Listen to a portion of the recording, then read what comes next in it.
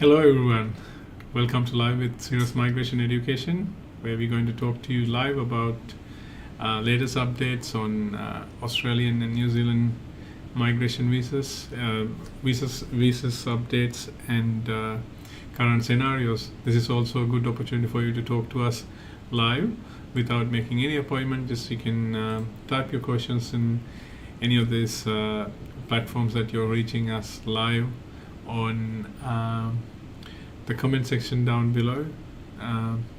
My name is Isuru Yapa. I'm an Australian education and migration agent, and we got Ashani here with us, and she's an Australian and New Zealand migration consultant. So happy New Year to Sri Lanka and Sri Lankans and Nepalese who celebrated last week. All the best for the New Year endeavors that you're planning ahead of you. We're going to take some opportunities to. There's no major visa updates as such in the Australian immigration system, but we got some scenarios that we would like to talk to you in detail about.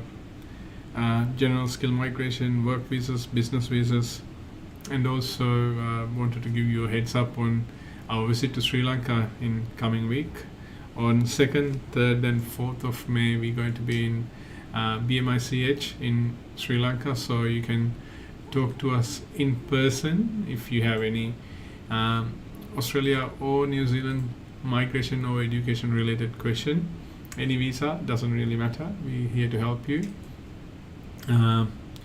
Having said that, we would also like to, if you're joining from Australia, and especially if you have any issues that you're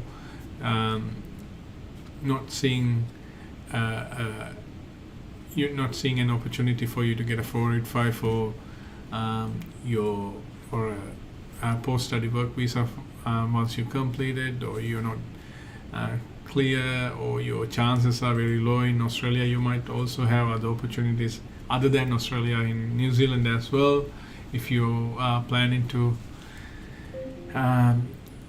divert your preference that way. So if you have any questions, talk to us live. Yeah.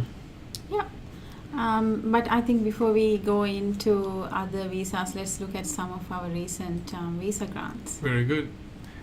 We got several, this is for last 2 weeks, we got quite a number of student visa granted for clients from Sri Lanka, India, the Sri Lankan, and we've got some partner visa grants. And some Sri Lankan client, yes. Yeah, and then post-study work visa grants and child visa grant. This is actually a good example of a good child visa. It's a bit of a tricky scenario we had to come through. This is one of my clients who's got global talent independent visa. Halfway through, when they were about to be granted, family had was blessed with a baby. So the baby was born just after the visa was granted. So the baby couldn't be included in the grant. So they had to apply for a child visa for the baby to be included. Quite a prominent IT specialist. Originally from India, but they're based in Dubai. Globally connected, prominent client from that region. So all the best for the team, the family. And we have some work visas. I think it's just one of the visas that we have on screen, but we get many. We work with many employers for subclass 482 and 186. That's the two most prominent work visas for Australian market. And if there are, as Isuru said, there are no major updates with the skill migration, and sometimes skill migration can be a bit tricky. then I guess your next best friend would be exploring your opportunities to see if you can apply for a employee-nominated visa or a work visa, which is actually growing in popularity in Australia, given the limited number of allocations received by different states for skilled migration visa. So this is one of the grants. I think a good opportunity for all the people who are expecting Australian migration, whether you're onshore or whether you're outside of Australia, is to see if you have potential to apply for one of these visas, either subclass 482, 494, subclass 186. They all have different criteria, but the main thing is, do you have an occupation on the list, which is the CSOL list, a very lengthy, good list that was released last year, and do you have an Australian employer who's willing to give you a job at a minimum, at the minimum wage or higher. So if you have these two things, I think other requirements can be worked out, such as your English and your experience and your qualification. And as long as you can meet these requirements, you and your family can be eligible for a work visa. While we're talking about work visa, one of the topics these days we are hearing is the delays related to work visas. Doesn't mean I'm not going to get the visa, I'm just too nervous that it's taking too long. The work visa processing time has increased a little since what we've experienced last few years. From the experience we had last few years, but it doesn't mean that you're going to get an adverse decision or a result, or it's working negatively or not. It's just, it may be due to the workload that the case office is processing at the moment, or there's some response delays from secondary scrutinizing. So it's not much to be worried about. But again, having said that, if you were to be sponsored by an accredited employer in Australia, or if you were to go under the specialist skill list, where you get paid over 135,000 plus superannuation per annum, then your visa can be prioritized and expedited. Yes. I think everyone, most of our viewers are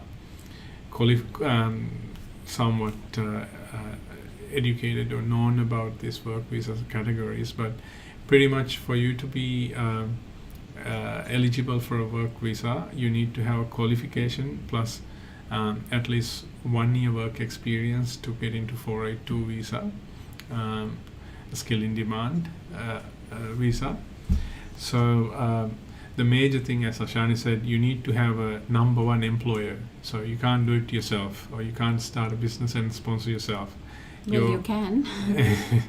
Very tricky. Yeah. Very tricky. It's just, it's not meant to, like back in the days we've seen in 2010, 2012, people used to open up a restaurant and you're the sole employee, and then you just call yourself an employee and sponsor yourself. This is not encouraged by the immigration system anymore. So you're expected to be a proper employee from one of the AMSCO listed occupations, and then you need to have the relevant work experience and relevant qualifications.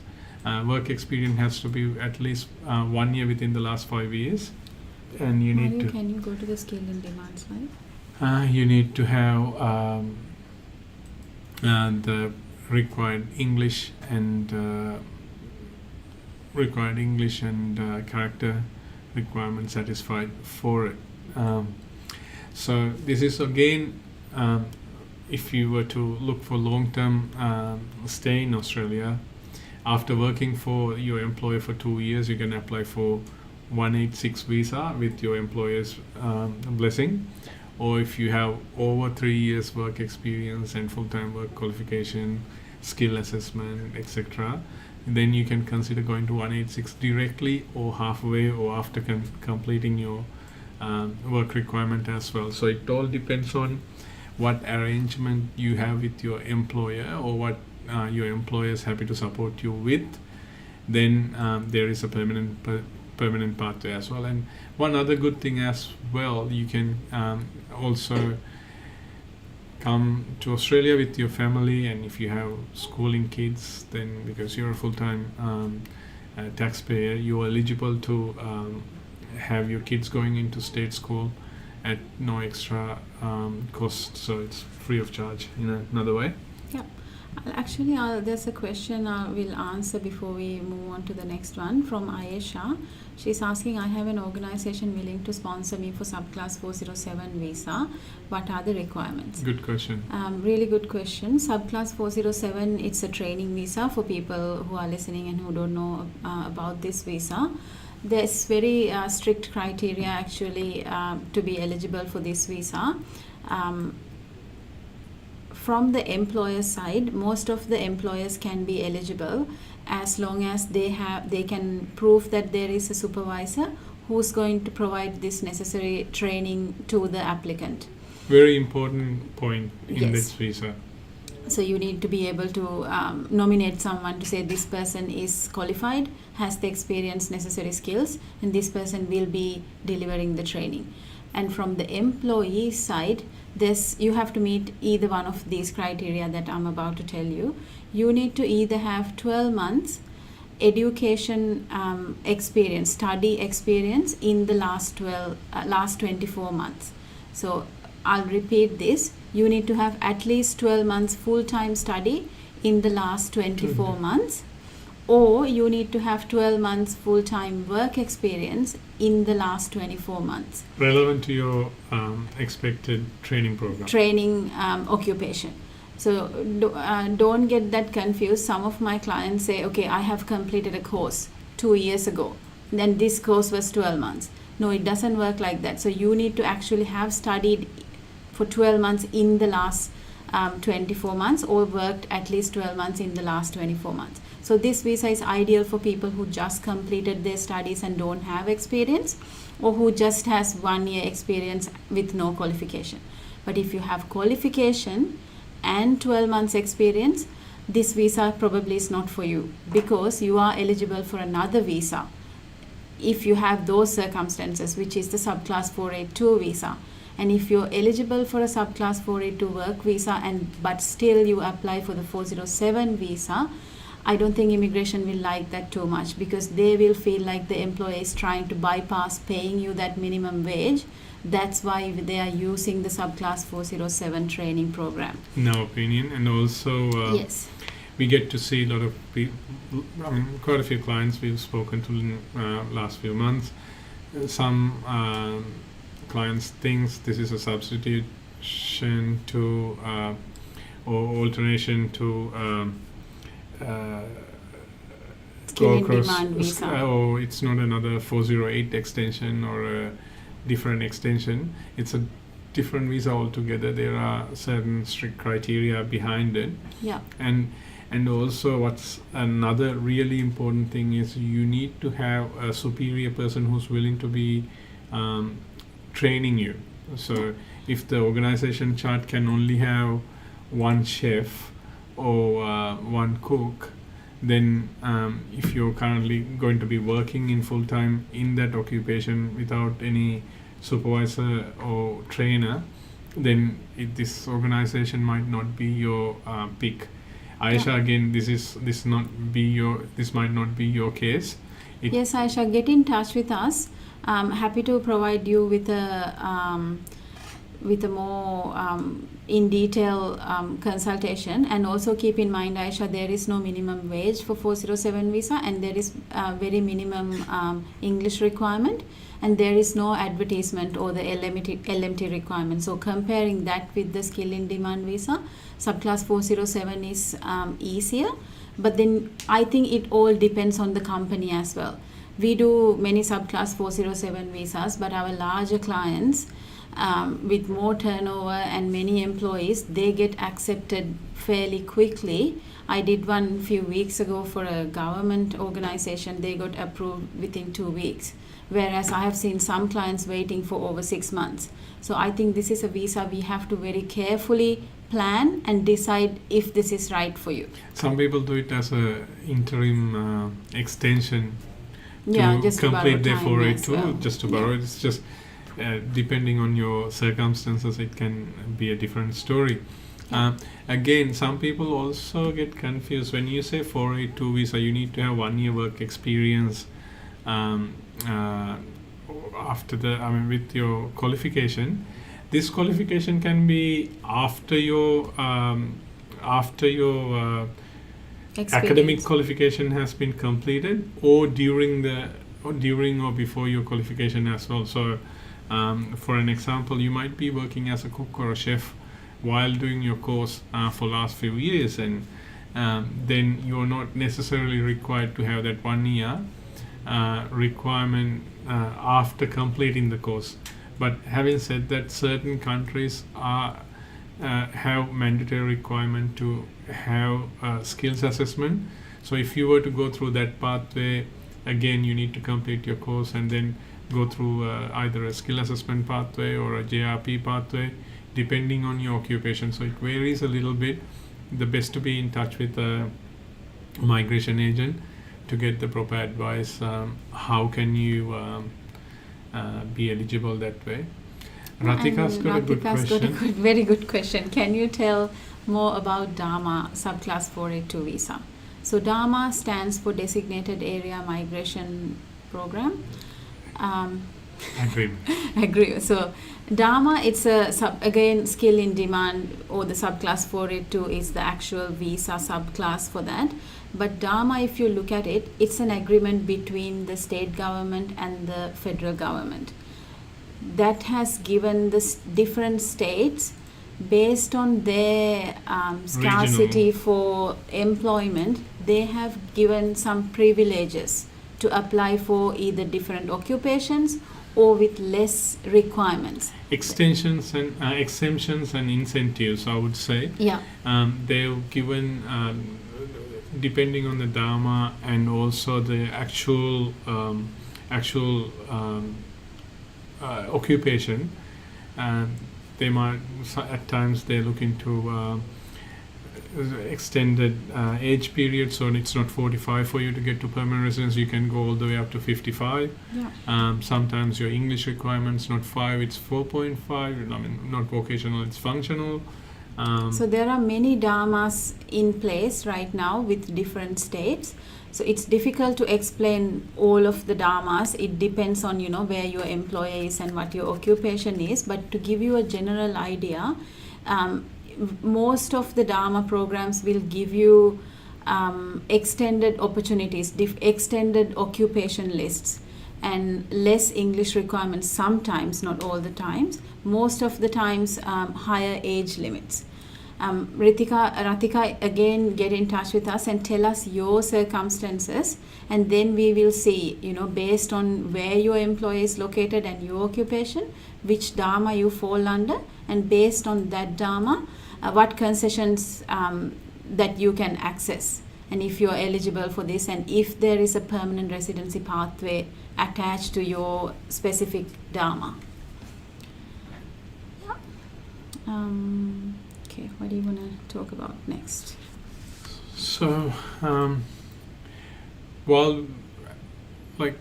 because we were talking bit about 482s, let's talk about 186 as well. 186, people get confused.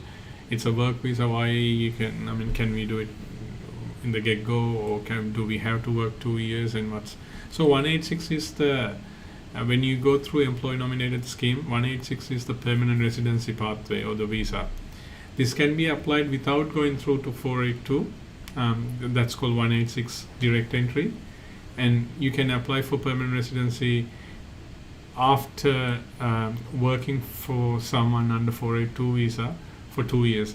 The new concessions allows you to be able to apply for 186 by working through different employers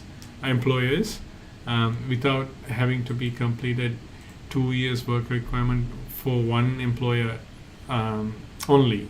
Yeah, and very recently they confirmed that the interim period where you're on a bridging visa or the nomination is approved, that interim period can also be counted towards your The 2 186 years, 186 TRT.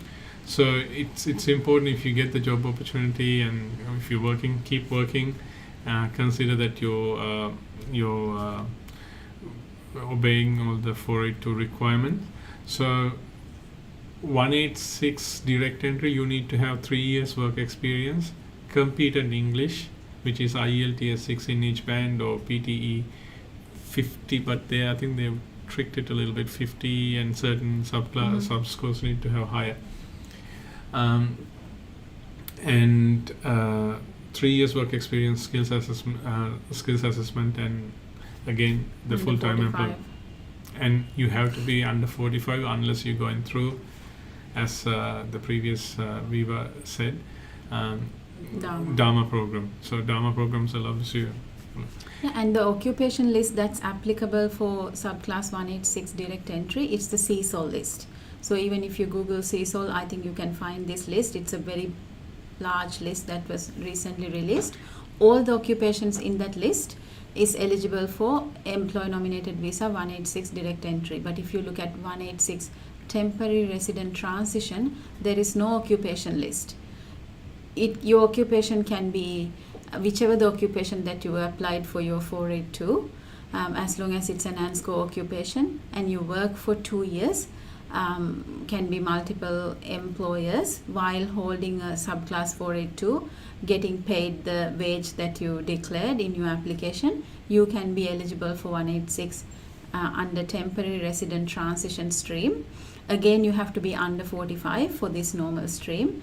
You need to have 6 in each band, but you do not need to have a skills assessment. Yeah. Yeah. So they are the the biggest two change different is streams. biggest difference is if you're going through 482 transition visa, you might not need a skills assessment. But again, if you are fallen under one of those mandatory skills assessment countries, then you need to have it for 482 as well. But when you go through the TRT program, 482 doesn't have high English requirements, so it's vocational rather than competent. And also some employers like to work with you for a little while and understand how good you fit into the team before they can consider offering you a visa under 186.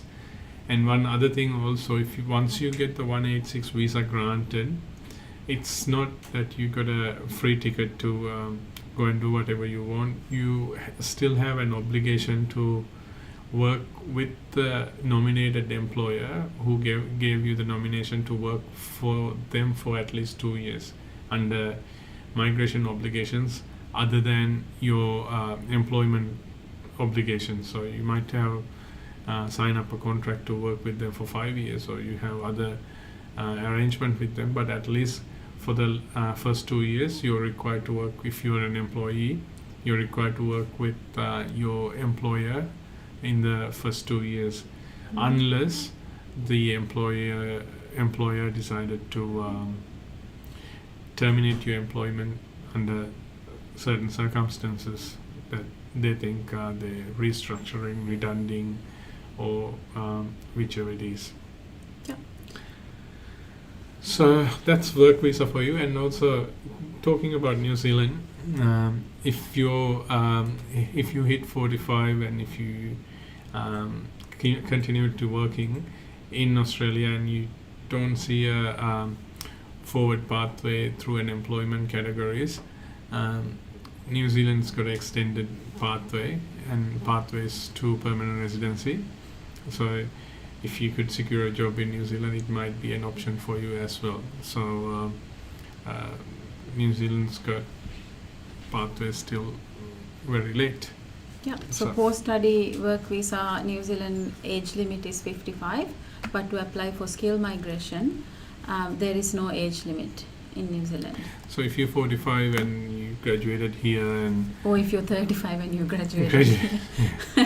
and you don't have options. Like if you're 35 graduated and if you stuck, there are still pathways for you to get post-study work visa in Australia. Be in touch.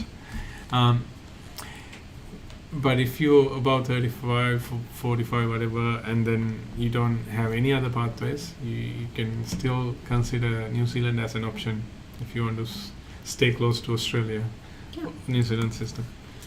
Having said that, again, I want to remind you about the exhibition coming up in on 2nd, 3rd, 4th in Sri Lanka, BMICH. Lots of education consultants, senior, and also migration consultants going to be there for both Australia and New Zealand. And there's going to be an exciting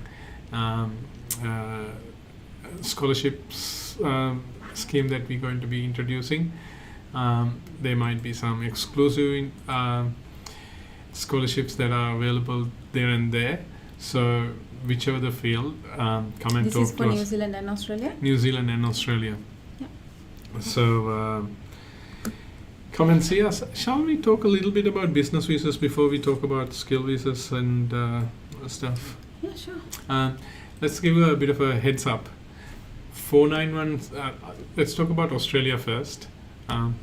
Mario's got the wrong heading. I'll come to NIV in a minute. I'm not talking about NIV. 491 small business owner is not a business visa. It's a general skill migration scheme that specially being introduced in regional Queensland. So if you hit at least 50 points and below 45 years age, and if you lived and operated a business which you either bought and for $100,000, which is at least 2 years old, and 6 operated months for old. 6 months, Yeah. then you can be eligible to apply for 491 small business owner in Queensland in regional area, in a specified regional area. It's not the normal 491 regional. So Gold Coast no longer in there. But or the other option is if you could develop a business and operate it for 2 years, and at least the second year you need to have a turnover of $200,000, or the main thing is you need to have full-time work rights to do all of these. So post-study work visa is where it comes to play. That's not the business visa that we normally were talking about, 188 A, B, C, E. So 188, again, no more 188 applications are accepted by Australian Department of Home Affairs. But whoever's applied and whoever's in the actual bridging visa or actual application list, the applications are getting they're being processed. Whenever we hear, we can convey the communications, but we haven't heard much from the department about the applications in the list. It's been quite a while now. Yeah, but you can apply for 188 extension and subclass 888, which is the Subclass permanent 888. residency. Permanent residency, yes. If you are already in 188, you can apply for 888. Having said that, Ashani is going to talk to you about New Zealand business visa, which is widely open and very fast application outcome as well compared to what we are experiencing in Australia at the moment.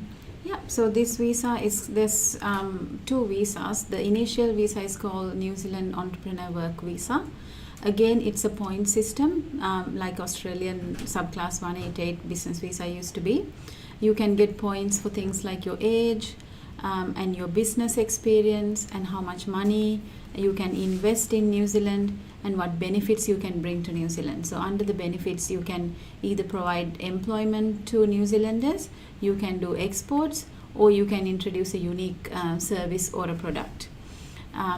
So as long as you meet minimum 120 points through this point system, you can be eligible to apply for a 3-year visa. You can include your children. Dependents are considered children, anyone under 24, as long as they are studying full time. And your school age children can also be included in this application, and they get free schooling. Your primary and secondary school age children. And your partner can also be included in this same visa. They will have full-time unlimited work rights. However, you will also have full-time work rights, but you cannot work for a different employer. You can only work for yourself. So at the time of application, what you need to do is the points that I talked about. So first of all, we need to make sure that you do meet the minimum 120 points. I think our website has a, Mario will probably put a link in there. You can go into our website and you can calculate your own points and get a rough idea how many points you're sitting at. So for example, let's say an applicant meets the 125 points. We can apply for the visa application. It costs you $12,380 for you and any number of dependents to lodge this visa, and it has a 12 months processing time. So at the time of lodgement, what you need to do, get documentations to prove that you meet the points, and you also need documentations to prove that you have access to the funds that you suggested you are going to invest in New Zealand. So for example, if you said I'm going to invest $400,000 New Zealand dollars, you need to show that you have access to this money, not by cash deposits. It can be cash deposits, it can be assets, it can be business shares, but you need to have full access to it. Like, you know, for example, if it's a property, it can't have any mortgage, or if it's a cash deposit, you can't have any loans against it. So as long as you prove your points with documentation, and you also need to prove English. For this, you can do an English test, or you have to prove that you studied in English or you worked in an English background. But the easiest thing we have found is to sit for an English test for the main applicant. But for the secondary applicants, if they can't prove their English, they can purchase an English package where they don't need to then prove their English.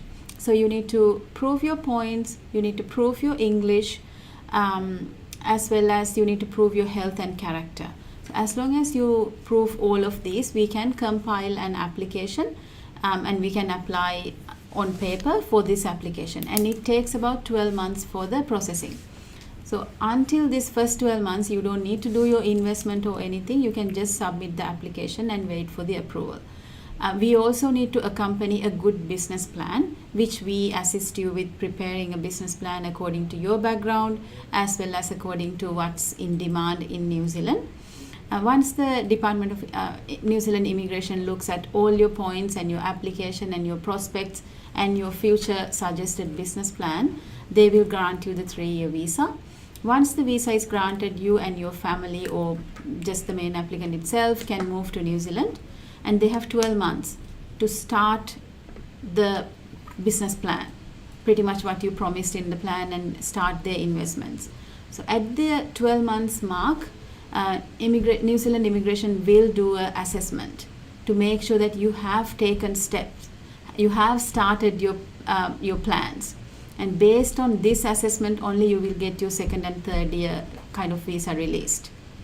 I wish they had that for subclass 188. So you have to be kind of on your toes and make sure that you don't slack. Once you go there, you do start your plans. As long as you do that, okay, now how to get the permanent residency? So let's say you get this visa and you move to New Zealand. There's 2 ways you can get permanent residency. One is through the normal pathway, which you have to run your business for 2 years as promised in your business plan. And many of my clients ask, can I change the business plan? Yes, you can kind of change the business plan, but you need to get prior approval once you go there before you change your business plan. Only if you get their approval, you can change the business plan. Of course, if you have when you start any business, you can only have business plan, and when you do ground feasibilities and hands-on feasibilities, you might find it's difficult. So as long as you have a proven strategy why you want to change it, not just because my wife said it so, or my husband said it so, or my friend said it so, or I just changed my mind. Just come up with a proper reason why you want to, and then get your Get the professional change of support approval. Yeah. as well to put the idea together through your accountant or business advisor. Then I don't think it'll be a big hassle. And Yeah. also, the New Zealand business system doesn't really worry about whether you have an extensive business background like when we did in 188. So Yeah, that's right. So, as I was explaining, the permanent residency pathway visa is called New Zealand Entrepreneur Resident Visa. So now we talked about the work visa. For resident visa, there's 2 ways you can be eligible for that. So you need to be a holder of a New Zealand Entrepreneur Work Visa and run your business for 2 years as promised in your business plan. But there is a quicker, fast-forward way to permanent residency after 6 months of running your business. So you run your business normally for 2 years as promised in your business plan, and you can apply for the permanent residency at the end of 2 years. This 6 months plan, how it works, you can apply for permanent residency 6 months after running your business, as long as you invest $500,000 New Zealand into the business and create 3 employments. So as long as you meet these points, you can be eligible to apply for permanent residency in 6 months. And the other biggest question I get asked is, what is the residency requirement? So New Zealand does not have a strict residency requirement like Australia, but you need to be able to justify that you actually involved in running this day-to-day business. So if you did not spend any time in New Zealand at all after getting your visa, it's going to be a bit difficult to prove that you were running your business. So I do tell my clients, there is no strict residency requirement, but we do highly recommend at least 50% of your time do spend in New Zealand for the first couple of years until you apply for your permanent residency. That's it. I think that's it. Sorry if you're coming through Facebook, you might have hit a technical issue with Facebook because our other platforms working well, especially YouTube. Facebook doesn't have sounds coming out, so I don't know whether it's worth me telling this, because if you can't hear me, you wouldn't know. But anyway, there is one question actually from YouTube. Maybe we'll answer that, and we can end the session. Traffic jams saying he applied for subclass 482 TSS 4th of November, and you're waiting for at least 5+ months. Extremely normal these days. I know the wait is painful, but it's nothing wrong. It's not just you. There are many clients that we are also currently waiting painfully for the visa grant, but rest assured, that's not because there is anything wrong with your application. Well, there could be, because we didn't lodge, so we can't comment on it, but there is a global delay in subclass 482 plus other visa processing. So make sure you have police clearances, health examination, everything uploaded, it's decision ready application, and then wait. You might sometimes have to write to the immigration a couple of times. They're still within the standard processing time. Yeah, you're still within the standard. So don't write to them. But if the employer has a reasonable reason why they need you sooner, or if there's an impact for the actual operation here, there are some grounds the 482 visa processing team would consider. But if it's just a matter of I'm too excited or too nervous that it's not coming, and we go through this every day. It's every time you apply for something, you want to see what's the outcome sooner than later. But unfortunately, you might have to wait a little. But be positive. There's nothing bad about it. I think that's it for today. But please keep in mind, though, our office is a bit slow the next week. We are only open Tuesday, Wednesday, Thursday because of the Easter and extended holidays in Australia, some public holidays coming up. So if we are a bit late to respond to your initial inquiries through Facebook or WhatsApp or other Because social Mario's media. taking too much That's time. because we are sort of understaffed as well as we are on public holidays, but we endeavor to get back to our normal routine after the next week. And happy Easter and safe travels to everyone who's traveling out, and be safe during the holiday period. If you haven't subscribed to our channel, it's the time for you to hit that subscribe button and the like button and the follow button. And lastly, it'll be a good opportunity for us to catch up on in Sri Lanka if you're around that region on 2nd, 3rd or 4th at BMICH.